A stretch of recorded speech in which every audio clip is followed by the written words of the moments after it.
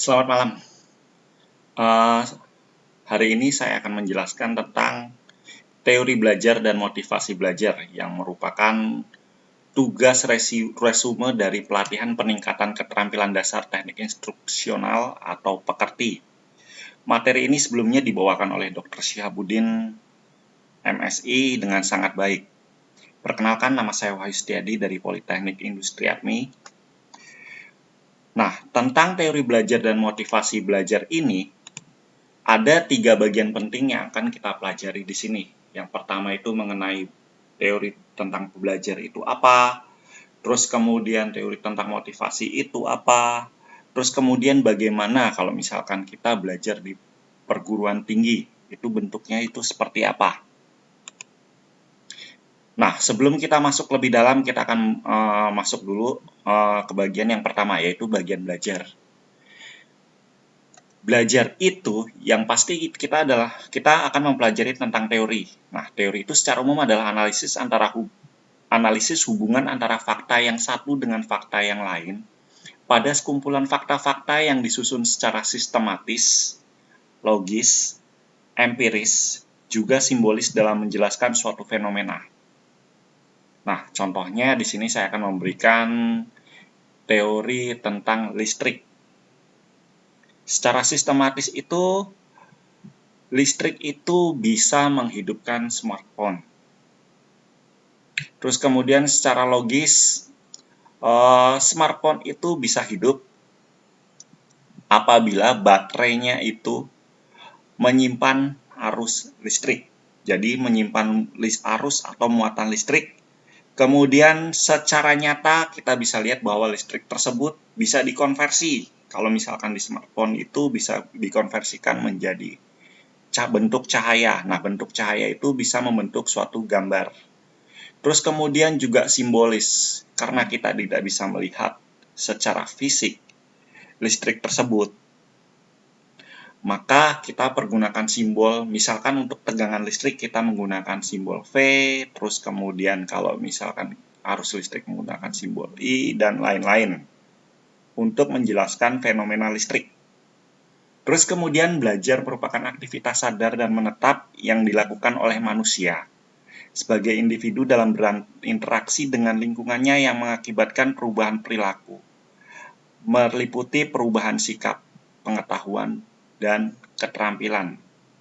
Pada dasarnya, manusia itu sejak lahir itu belajar.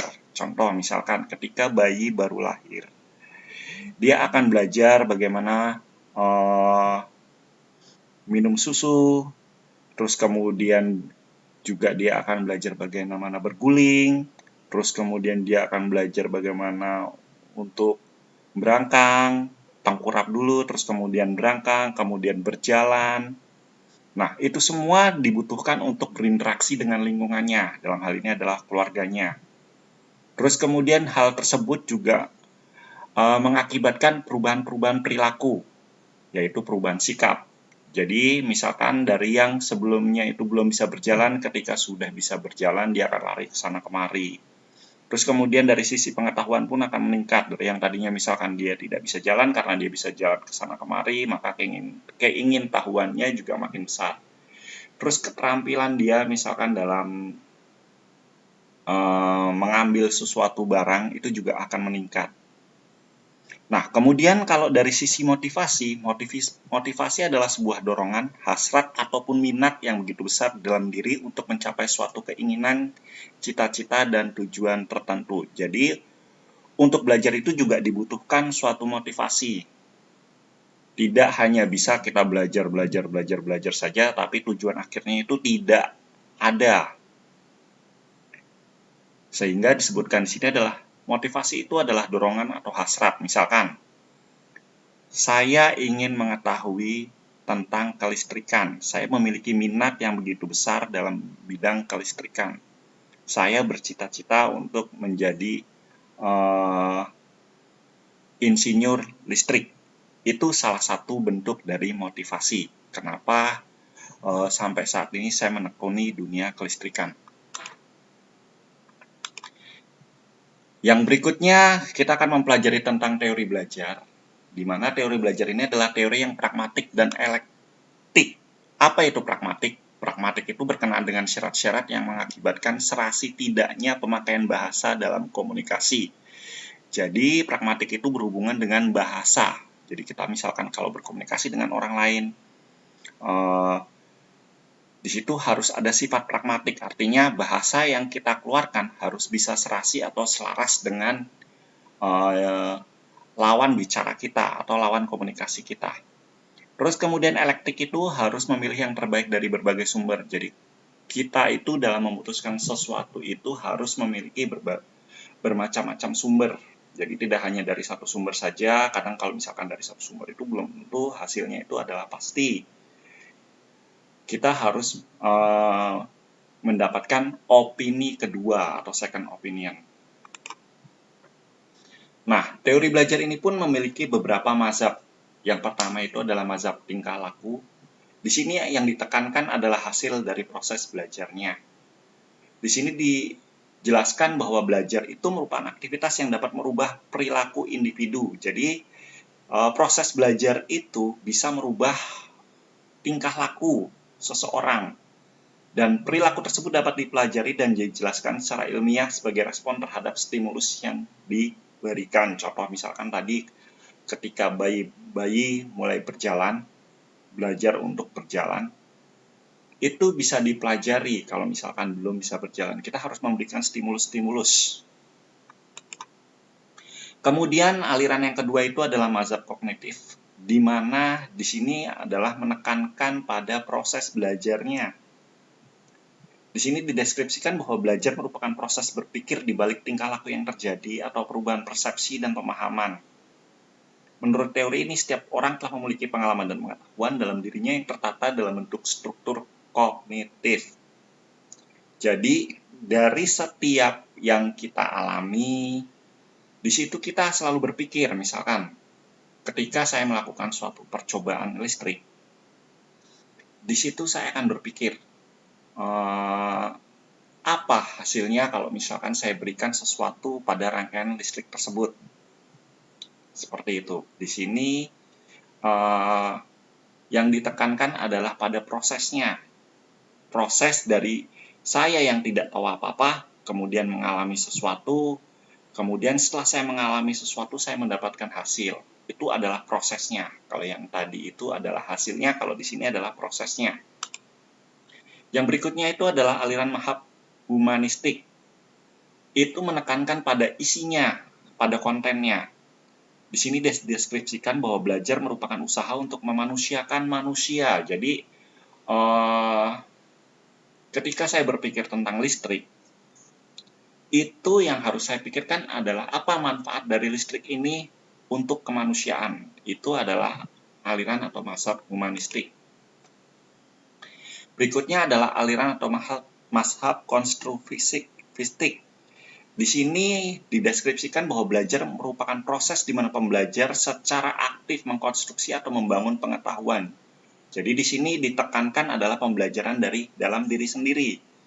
Jadi pengetahuan itu dibangun dari saya sendiri berdasarkan pengetahuan, gagasan, atau konsep baru didasarkan atas pengetahuan awal yang telah dimiliki. Jadi kalau misalkan saya memiliki pengetahuan awal tentang kelistrikan, kemudian saya melakukan eksperimen untuk menghasilkan suatu hasil yang baru, suatu pengetahuan baru yang ada di dalam diri saya, maka itu akan masuk ke mazhab konstruktivistik. Terus yang berikutnya adalah mazhab sibernetik. Di sini akan menekankan pada sistem informasi yang dipelajari. Jadi pada prosesnya itu belajar itu adalah pengolahan informasi. Jadi misalkan ketika saya mempelajari sesuatu, tidak semua itu bisa saya pahami, maka di situ harus saya olah mana yang benar-benar serasi dengan kebutuhan saya sekarang. Kemudian untuk yang lain itu, informasi yang lain itu akan saya simpan ketika nanti saya membutuhkannya, maka informasi tersebut dapat saya buka lagi. Seperti itu untuk mazhab sibernetik. Jadi di sini di sini yang ditekankan adalah sistemnya.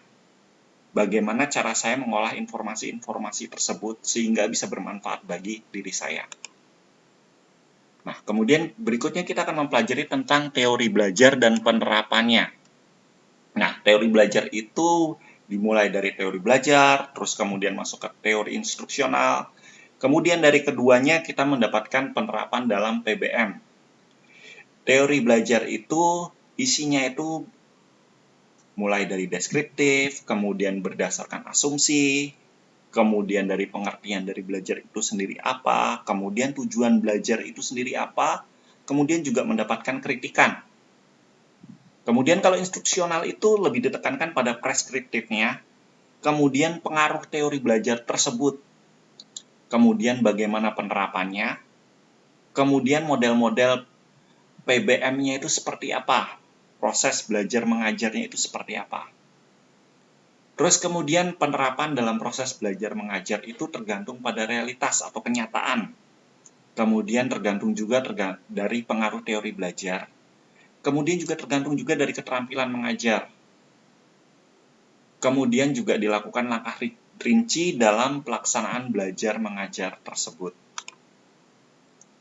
Kemudian prinsip pembelajaran secara teoritis psikologis ada beberapa faktor. Yang pertama itu adalah faktor kognitif, kemudian faktor afektif, kemudian faktor perkembangan, faktor pribadi dan sosial, faktor perbedaan individual. Dari teori belajar tersebut dapat kita simpulkan bahwa teori belajar berakar pada psikologi pendidikan, komunikasi, dan bidang kajian lainnya. Jadi dia tidak berdiri sendiri, teori belajar itu. Akarnya itu dari bidang psikologi pendidikan, terus kemudian ada komunikasi, terus kemudian ada bidang kajian lainnya. Yang berikutnya dalam pendidikan melibatkan ilmu psikologi, terus kemudian ada juga ilmu komunikasi, ilmu sosial, ilmu filsafat, dan ilmu-ilmu lainnya. Contoh psikologi di sini adalah untuk memahami bagaimana peserta didik itu dapat menyerap pelajaran. Terus kemudian dari sisi komunikasi adalah bagaimana cara saya menyampaikan materi saya sehingga mudah dipahami oleh peserta didik.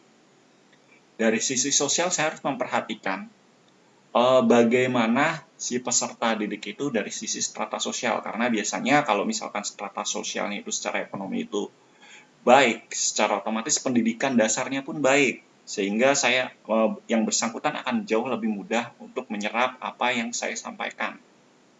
Kemudian dari sisi filsafat itu adalah bagaimana dari sisi kerohanian si peserta didik dan juga ilmu-ilmu lainnya.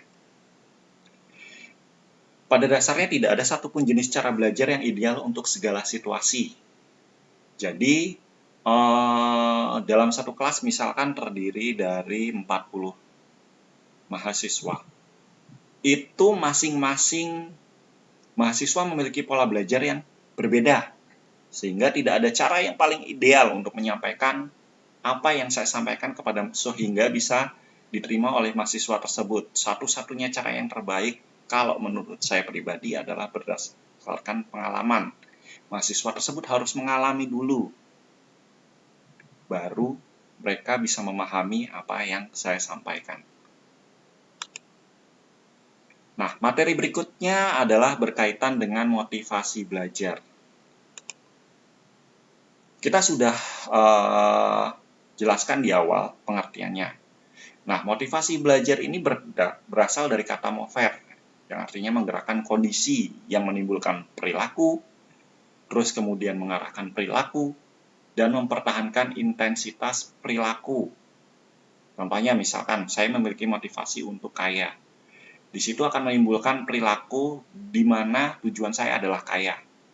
Sehingga saya membuat suatu arah untuk menjadi kaya, terus kemudian saya harus mempertahankan supaya saya bisa mencapai tujuan tersebut. Nah, kemudian motivasi itu memiliki kekuatan atau energi seseorang yang dapat menimbulkan tingkat persistensi dan entusiasmenya dalam melaksanakan suatu kegiatan, baik yang bersumber dari dalam diri individu itu sendiri, itu dari sisi intrinsiknya maupun dari luar individu itu sendiri atau ekstrinsik. Jadi motivasi itu asalnya itu bisa dari dalam diri maupun dari luar diri. Misalkan dari dalam diri itu saya ingin menjadi kaya, terus kemudian kalau dari luar diri itu kalau misalkan di zaman sosial media seperti sekarang banyak orang memamerkan kekayaan di luar sana. Sehingga saya memotivasi diri saya untuk bisa sejajar dengan mereka. Itu contoh. Lalu kemudian seberapa kuat motivasi yang dimiliki individu akan banyak menentukan terhadap kualitas perilaku yang ditampilkannya, baik dalam konteks belajar, bekerja, maupun dalam kehidupan lainnya. Jadi, kekuatan motivasi yang dimiliki individu satu dengan yang lain itu berbeda. Kualitasnya pun akan berbeda antara individu yang satu dengan individu yang lain. Jadi, misalkan saya memiliki motivasi yang kuat untuk kaya, individu kedua juga memiliki motivasi yang kuat untuk kaya juga. Tetapi dari sisi kualitasnya itu pasti berbeda. Misalkan saya memiliki kekuatan yang lebih baik dibandingkan individu yang lain. Itu contohnya. Nah, kemudian analisis dari hasil kerja yang rendah itu bisa disebabkan oleh beberapa hal. Yang pertama itu belum menguasai pengetahuan atau keterampilan. Nah, biasanya itu hal ini saya temukan ketika saya masuk ke perkuliahan tentang elektro, di mana di saat saya STM, saya itu pengetahuan tentang matematika saya itu bisa dibilang sangat buruk. Setelah saya analisa lebih jauh, ternyata ini semua dari pengalaman saya, mulai dari SD, kemudian saya SMP, kemudian saya STM, semua guru matematika itu galak, sehingga saya tidak menyukai pelajaran tersebut, sehingga penguasaan pengetahuan atau keterampilan saya mengenai matematika itu buruk. Sehingga saya harus belajar lebih keras untuk bisa menyelaraskan diri saya di teknik elektro. Terus kemudian sifat atau struktur tugas yang sulit dan tidak menyenangkan. Jadi struktur tugas yang diberikan itu kalau misalkan terlalu sulit, tidak bertahap, itu bisa menimbulkan hasil kerja yang rendah karena kekurang pahaman saya terhadap tugas tersebut. Hal itu juga bisa menjelaskan pada poin pertama tadi, ketika saya belum menguasai pengetahuan atau keterampilan, ketika saya diberikan tugas, saya butuh berusaha keras untuk memahami tugas-tugas tersebut. Terus kemudian konsekuensi negatif pelaksanaan suatu tugas. Jadi misalkan saya suka menunda-nunda pekerjaan, itu adalah konsekuensi negatifnya. Terus kemudian saya juga jarang berlatih menggunakan keterampilan tersebut. Suatu keterampilan itu akan berkurang kalau jarang dilatih. Contohnya misalkan seorang pilot. Seorang pilot ketika saat pandemi seperti sekarang, mulai bulan sekitar Februari itu sudah banyak yang dirumahkan. Mungkin ketika pertama kali pilot tersebut terbang, keterampilannya itu akan jauh berbeda dengan saat terakhir. Karena keterampilannya tersebut tidak dilatih terus-menerus. Nah, di sini kita akan juga belajar mengenai beberapa teori motivasi. Motivasi dan penguat Skinner dan teori tingkah laku mengungkapkan tidak perlu memisahkan antara teori belajar dan motivasi. Jadi menurut penguat Skinner dan teori tingkah laku, bahwa teori belajar dan motivasi itu tidak perlu untuk dipisahkan. Terus kemudian hadiah dan penguatan tidak ada jaminan apakah hadiah akan menjadi penguat yang efektif. Karena sebagai penguat ditentukan oleh pribadi dan situasi. Nilai penguat dari hadiah tergantung pada banyak faktor. Jadi kalau misalkan kita ingin memotivasi seseorang, hadiah itu juga bukan penentunya. Karena motivasi itu tergantung dari pribadinya. Apakah pribadi tersebut termotivasi atau tidak. Terus kemudian cognitive dissonance theory yang menerangkan tentang tingkah laku seseorang dengan memberi alasan untuk menunjukkan bahwa dirinya positif.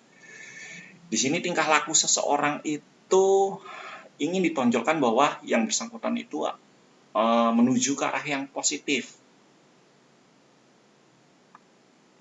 Contohnya misalkan,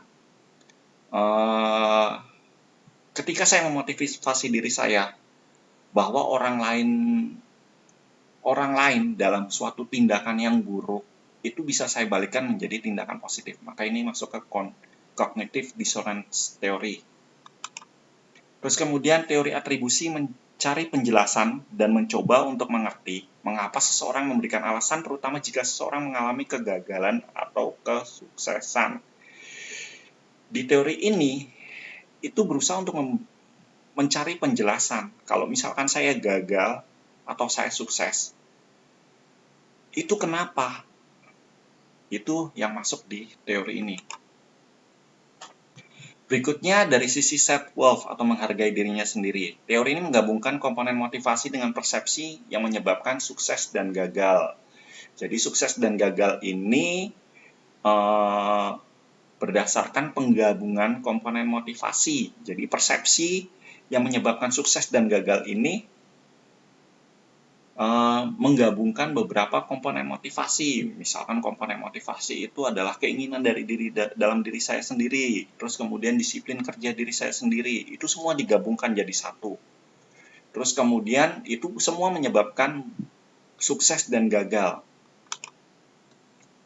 Berikutnya adalah teori humanistik. Untuk motivasi teori belajar humanistik menjelaskan bahwa proses belajar harus dimulai dan ditujukan untuk kepentingan memanusiakan manusia.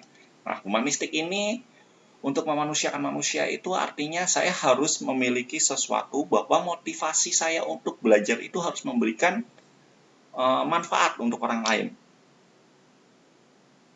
Ya, memanusiakan manusia di sini adalah bahwa manusia itu adalah makhluk yang unik.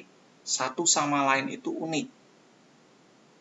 Karena berdasarkan kepercayaan saya secara pribadi, bahwa manusia tersebut adalah gambaran dan rupa Allah, dari rupa Allah. Jadi manusia itu sangat berharga dan setiap manusia itu unik. Setiap manusia itu diciptakan untuk suatu tujuan tertentu. Yang berikutnya, menurut teori Maslow, orang dimotivasi oleh kebutuhan atau ketegangan diciptakan oleh kebutuhan untuk bergerak menuju tujuan di mana mereka percaya akan membantu memenuhi kebutuhan. Contoh, misalkan saya butuh untuk kaya. Kenapa? Misalkan dalam kondisi sekarang saya tidak bisa memenuhi semua kebutuhan saya, maka oleh sebab itu saya harus memiliki uang yang lebih banyak dari yang saya dapatkan hari ini. Makanya itu di sini teori Maslow ini sangat berkaitan erat dengan kondisi, misalkan kondisi saya saat ini. Ini adalah contoh. Terus kemudian motivasi untuk berprestasi. Jadi ada beberapa orang yang memiliki ambisi untuk sukses. Untuk bisa lebih dibanding dengan yang lain. Nah, kemudian ada beberapa fungsi motivasi dalam belajar. Yaitu yang pertama sebagai pendorong untuk berbuat sesuatu dari setiap aktivitas yang dilakukan. Jadi dari setiap aktivitas dalam proses pembelajaran tersebut itu harus digunakan sebagai pendorong. Disitulah motivasi itu berfungsi.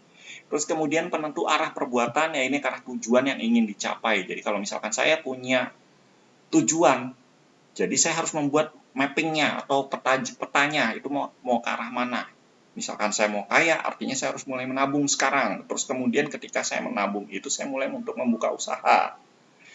Ketika usaha itu sudah berkembang, saya berpikir untuk membuka cabang. Itu contoh penentu arah perbuatan. Kemudian menyeleksi perbuatan. Ketika perbuatan yang saya lakukan itu ada banyak opsi, saya harus menyeleksi mana yang paling baik untuk mencapai suatu tujuan.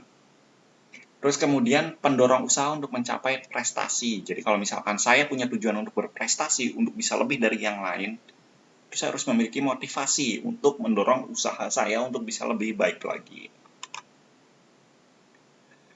Lalu kemudian bentuk motivasi apa yang bisa diterapkan di sekolah? Yang pertama itu untuk anak, terutama untuk peserta didik adalah memberi angka.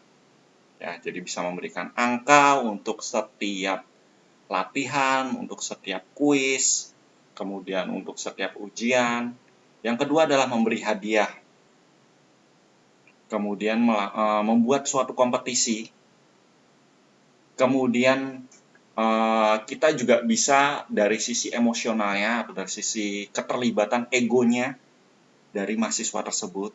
Kemudian kita juga bisa memberikan pujian.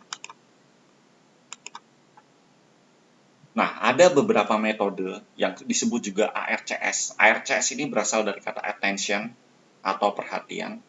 Yang kedua itu bisa dari sisi relevance atau hubungan. Yang ketiga dari sisi confidence, percaya diri. Yang keempat itu dari sisi satisfaction atau kepuasan. Perhatian itu bisa didapatkan dari mana? Dari sesuatu yang berbeda. Jadi misalkan, ketika saya menjelaskan sesuatu teori dengan metode yang berbeda, maka saya akan bisa dengan mudah mendapatkan perhatian dari sisi mahasiswa.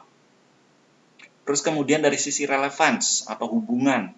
Ketika saya menghubungkan antara satu teori dengan teori yang lain dan membuatnya itu menarik, maka secara otomatis perhatian itu pun juga akan bisa didapatkan dari mahasiswa. Kemudian ketika saya memberikan confidence atau rasa percaya diri ke mahasiswa untuk menjawab soal dengan metode yang sudah saya susun sedemikian rupa bahwa soal tersebut bisa diselesaikan dengan mudah, sehingga bisa memberikan kepercayaan diri kepada mahasiswa.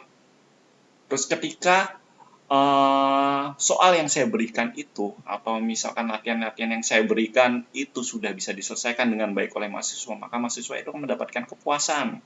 Kepuasan itu dari sisi ketika mahasiswa tersebut berhasil menyelesaikan latihan, terus kemudian saya berikan nilai yang baik, terus kemudian saya juga berikan pujian, itu akan menghasilkan suatu kepuasan. Nah, ada beberapa pendekatan lain dalam membangun motivasi. Yang pertama itu dari sisi expertise atau keahlian.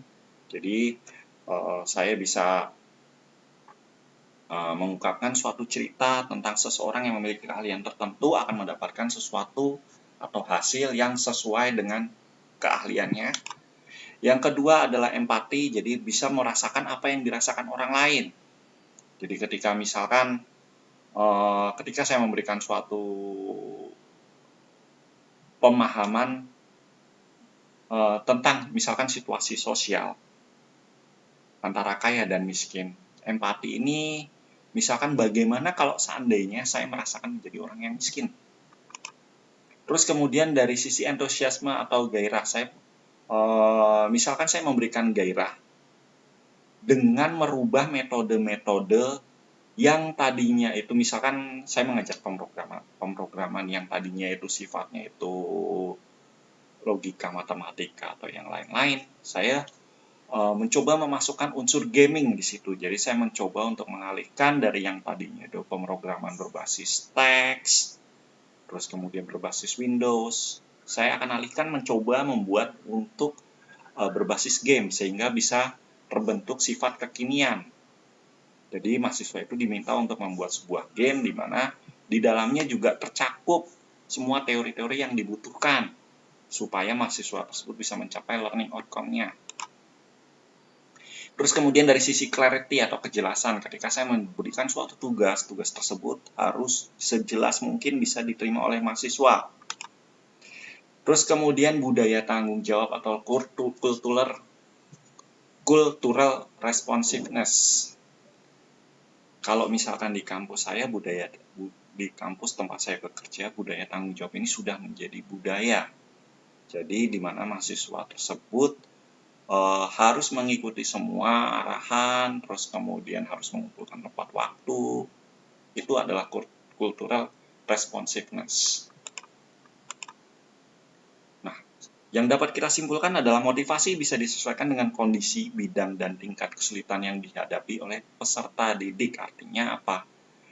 Ketika saya membangun motivasi tersebut juga harus disesuaikan dengan kondisi si mahasiswa tersebut.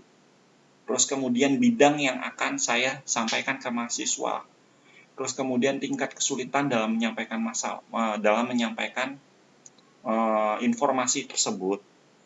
Terus kemudian juga saya harus melakukan pendampingan ke peserta didik.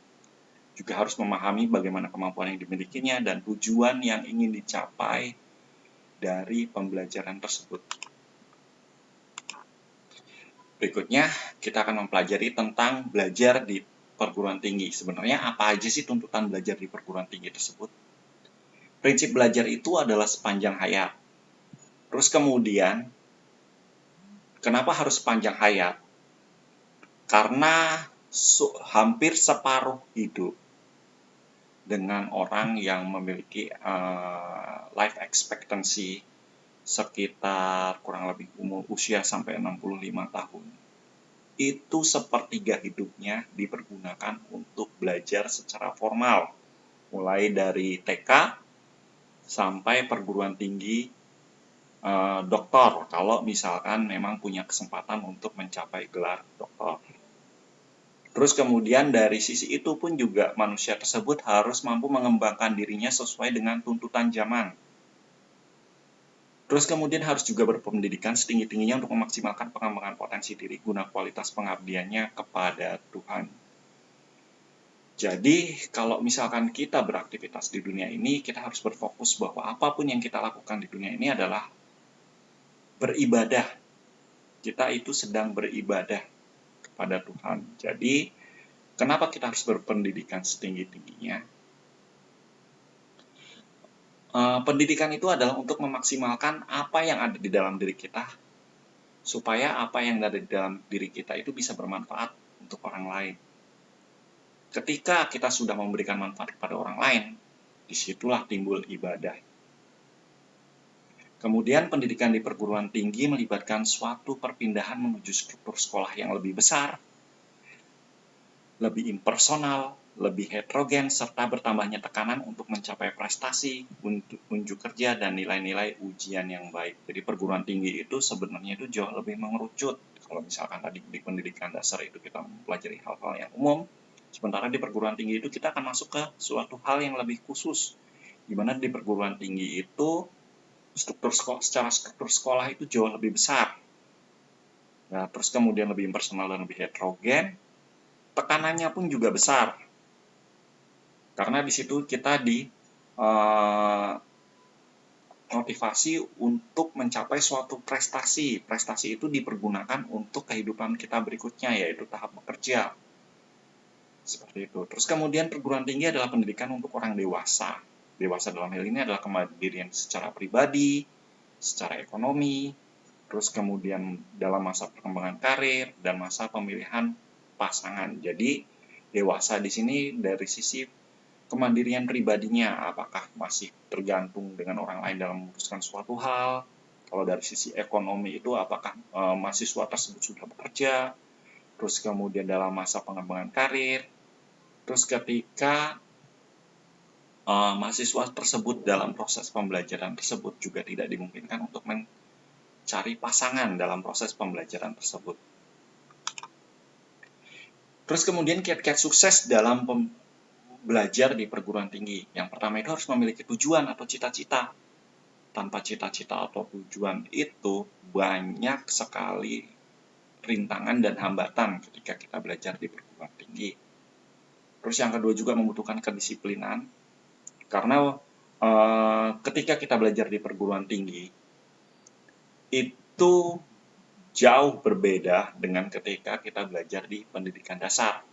Ketika pendidikan dasar kita banyak disuapin, atau banyak disuapi oleh ilmu pengetahuan, sementara ketika kita masuk ke perguruan tinggi, kita dituntut untuk mandiri, sehingga dibutuhkan kedisiplinan. Terus kemudian kita juga harus konsisten dan memiliki pengetahuan, juga kita harus yakin dengan apa yang kita lakukan. Terus ketika kita sudah meyakini sesuatu yang kita yakini itu kita harus keluarkan dalam bentuk suatu tindakan. Dan yang tidak kalah penting adalah kita memiliki jasmani yang sehat dan rohani yang kuat. Ada satu quote yang menarik, yaitu zaman menuntut setiap individu melakukan perubahan sesuai zaman yang dihadapinya. Jadi zaman ini kalau menurut saya pribadi itu berubah dari hari ke hari. Semisal di zaman saya dulu, itu ketika saya masih mendengarkan musik dengan menggunakan Walkman, sekarang saya bisa mendengarkan musik dengan menggunakan streaming. Itu zaman menuntut setiap individu melakukan perubahan sesuai zaman yang dihadapinya. Nah, dari sini bisa kita simpulkan bahwa pendidikan sepanjang hayat untuk terus mengembangkan kematangan diri dan memaksimalkan pengabdian kepada Tuhan. Jadi, pendidikan itu harus kita cermati bahwa pendidikan tersebut adalah salah satu bentuk ibadah kita kepada Tuhan. Lalu kemudian sebagai bahan evaluasi, kalau misalkan saya pribadi sebagai dosen pembimbing akademik, saya harus membuat suatu rencana supaya bagaimana caranya mahasiswa di bawah bimbingan saya itu harus bisa lulus tepat waktu. Tapi kalau misalkan di kampus saya, mereka pasti lulus tepat waktu. Hanya saja di situ ada satu tantangan, yaitu tantangannya adalah mahasiswa tersebut kalau misalkan di satu tingkat atau di satu level mereka tidak bisa menyelesaikan perkuliahannya dengan baik, maka mereka harus DO. Jadi saya harus bisa membimbing mereka supaya bisa lulus. terus kemudian juga bisa berprestasi sehingga mereka bisa mudah ketika nanti mereka mencari pekerjaan, terus juga mereka harus bisa mandiri. Seperti itu. Demikian dari saya, terima kasih untuk kesempatan yang sudah diberikan untuk membuat resume ini. Semoga resume ini bermanfaat. Terima kasih.